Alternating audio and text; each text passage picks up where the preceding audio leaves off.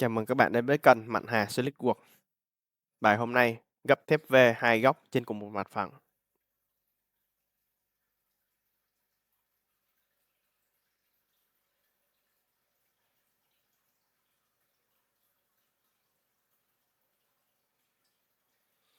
Chúng ta bắt đầu.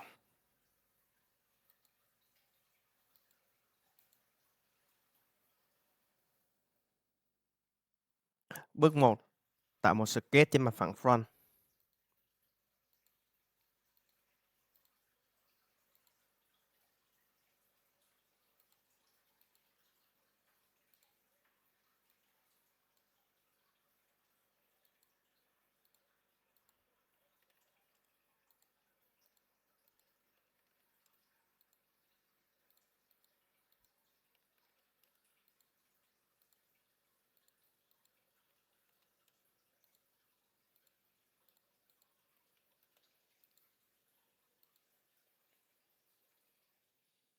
Bước số 2. Tạo thép V. Chọn tab Webman.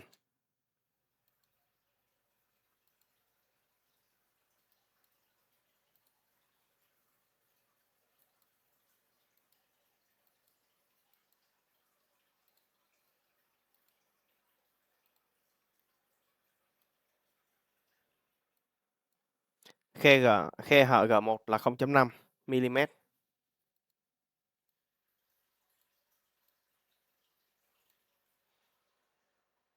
Xoay góc thép V lại.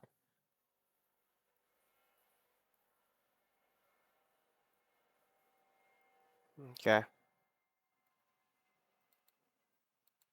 Sửa lại kích thước của thép V.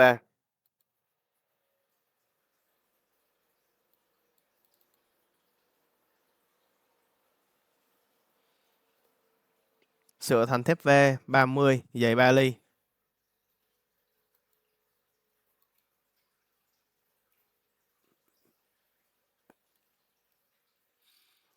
Bước số 3.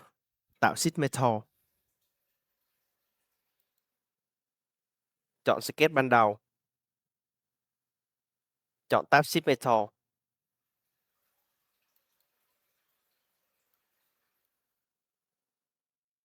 Direction 1. Chọn là up to vertex. Chọn điểm này.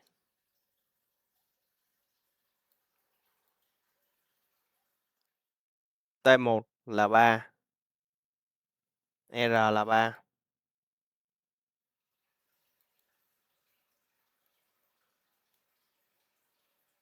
Bước 4 là xử lý mô hình và combine.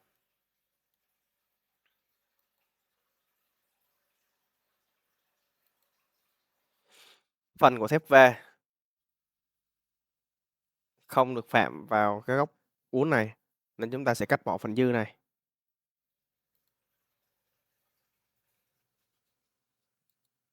Tạo sketch trên mặt phẳng front.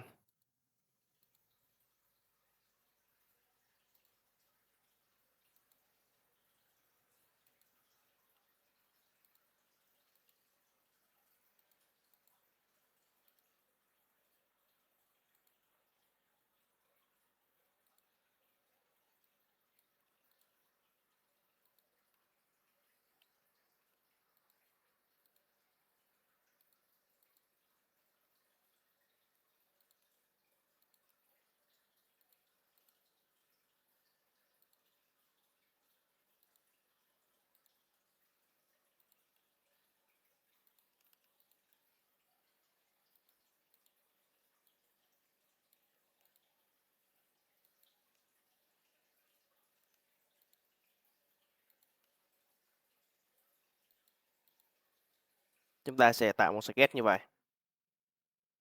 Tương tự như phần còn lại.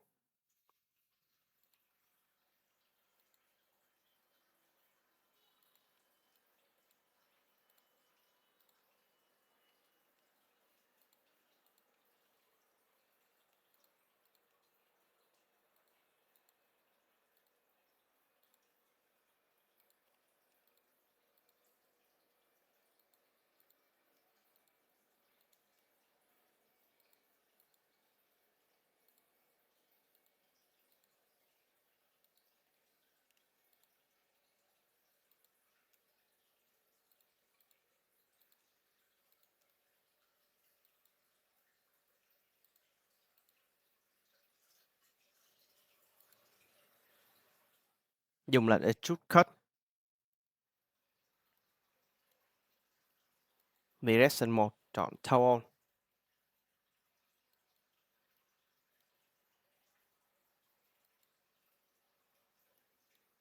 Chọn phần cắt là thép V.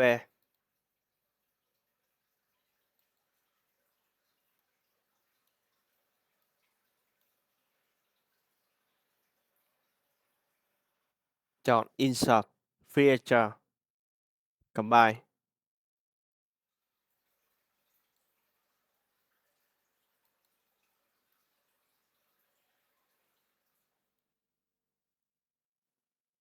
Chúng ta chạy phẳng và kiểm tra.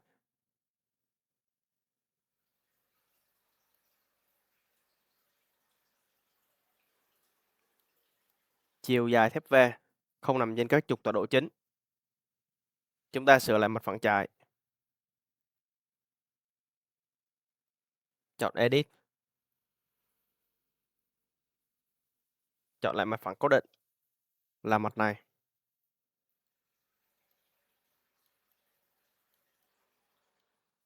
Chiều dài thép V nằm dọc theo trục X. Vậy là mô hình của chúng ta đã hoàn thành. Bây giờ chúng ta sẽ chỉnh sửa kích thước để được một mô hình mới.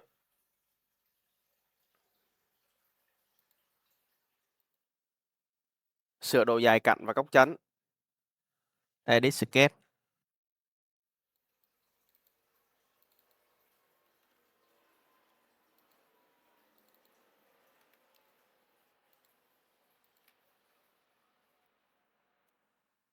Sửa lại kích thước của thép V.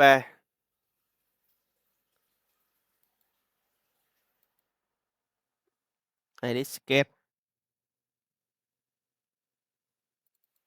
Sửa thành V50, dày 4 ly.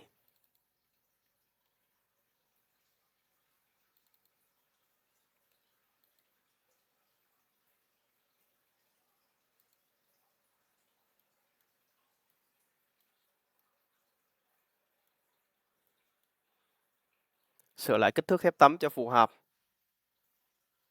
Edit Sheet Metal. R bằng 4.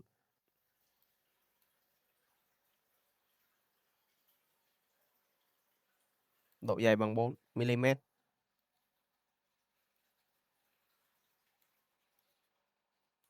Chạy phẳng và kiểm tra. Vậy là mô hình mới của chúng ta đã hoàn thành. Bước cuối cùng, lưu file step và cắt bằng phần mềm Toolkit.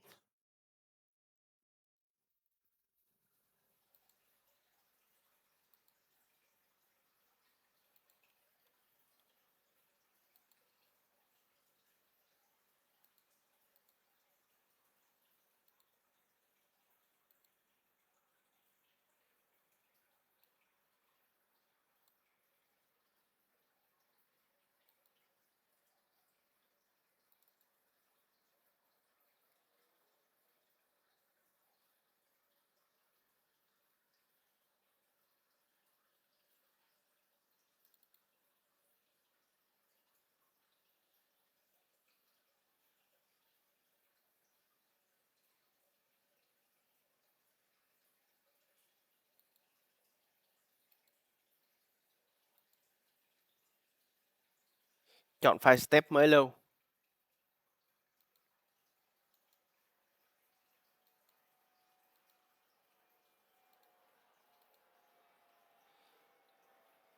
Phần mềm Toolkit hiện tại không nhận được file step. Chúng ta quay lại sửa lại file SolidWorks.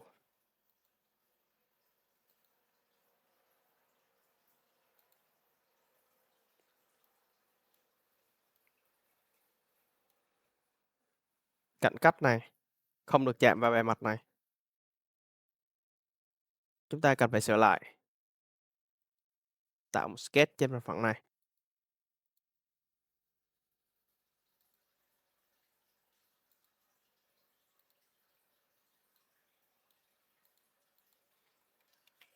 Không chấm 1 mm.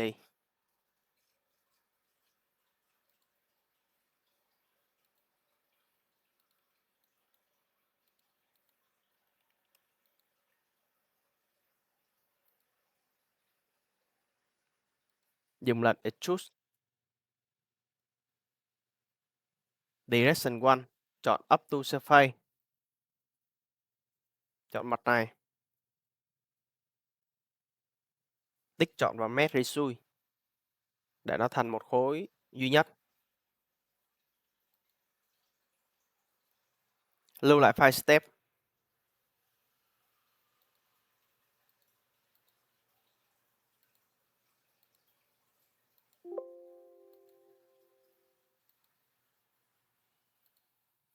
Chúng ta quay lại phần mềm Toolkit.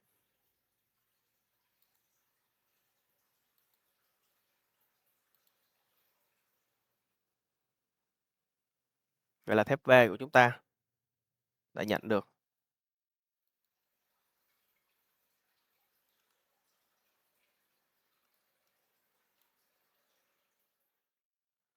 Mô phỏng cắt thử.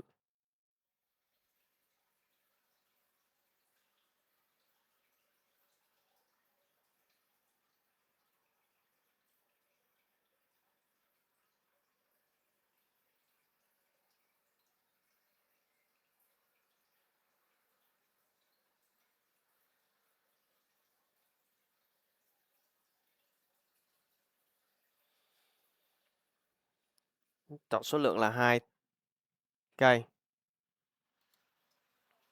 và xếp phôi.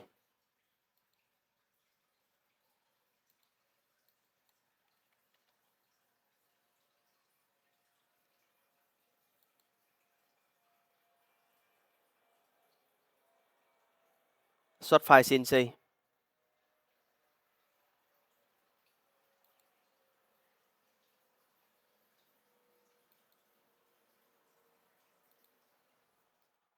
Đây là file cắt của CNC. Cảm ơn các bạn đã theo dõi hết video của mình. Các bạn nhớ cho mình xin một like, đăng ký kênh và chia sẻ video này tới người khác. Xin chào và hẹn gặp lại.